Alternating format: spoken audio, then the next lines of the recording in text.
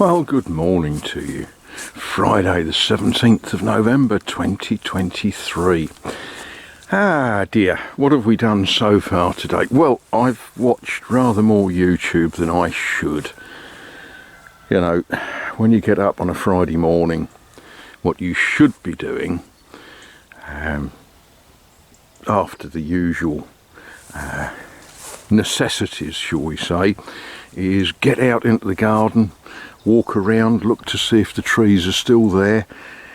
Yesterday afternoon we had a little drop of wind, and these trees were going, it was interesting to look at, and they have donated to me a certain amount of broken branches which will become firewood, of course.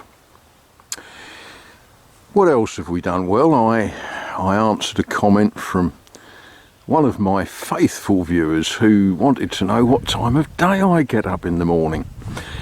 I have always, all my life, been an early starter, and typically I'll be up around about 5 o'clock in the morning. That gives me time to do all the things I need to do before it's light enough to start work. Yeah, 5 o'clock in the morning is a good time of day. You should try it. I've also watched a very good advisory video from Lloyd down there in Texas, telling me to check the garage doors. Well, they're not my garage doors, but I looked at my garage doors and I don't think I need to spray the seals with grease or silicone or whatever. Might need to put some oil on the hinges, but beyond that, no. But projects for the day. Right, I wonder what that strange sort of frame might become. Needs a few screws to stiffen it up a little bit. Yeah, it's the start of something seasonal.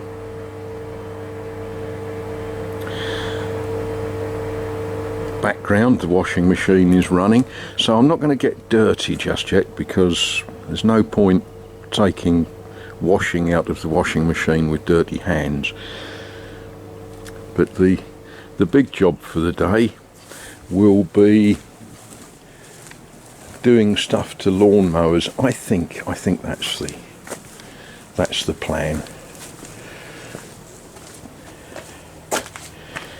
Yeah, I've got 2 of the bolts out. The third bolt I am fighting. It's going to come out. I will get it out. But what I discovered when I extracted these 2 bolts is that whoever assembled this had got his air tool or whatever he used to put it together with the torque set way too high, and it's actually stretched the threads on the bolts. So when this goes back together, it's going to get some new bolts. Now these things are made to a price, which means that in the factory, in the plant where they assemble them, there will be a lot of people who, can we say publicly, that they don't care about what they're doing. You know, you wind the torque up on your air gun thing and you just whack the bolts in until nothing fidgets, without any care or consideration for anybody taking it apart, because they don't want you to take it apart. They want you to give up and throw it away. Not gonna happen. This guard on the back, I haven't yet worked out how to remove it. It's got plastic things that hold it on there, and It looks to me as if taking it off may well destroy those. We'll see how that goes. But I think that is going to keep me busy for a lot of the day. I'm hoping to get all of this stuff off so that I end up with a bare deck that I can go over with a wire wheel and make it gorgeous. And, you know, here in the Faber carriage works, when the mechanic walks away from a job for 5 minutes, the bodywork specialist comes in, and you come back and you find that someone has started wire wheeling the tinware on this lawnmower before the mechanic has got the engine off. Yeah, that cleans up quite nicely. But the real business of the Faber carriage works, as we all know... Oh, it's dark in here. Hang on, let me go and turn a light on. That's better. Yes, the real business of the Faber carriage works, of course, is not restoring lawnmowers, but restoring carriages. And there's been a strange development with this. Very, very pleasant development. As I told you some time ago, I spoke to people who possibly knew the people that at one time owned the little charrette. And I had a strange request. Could I give somebody my telephone number so that somebody else could ring me and talk to me about it?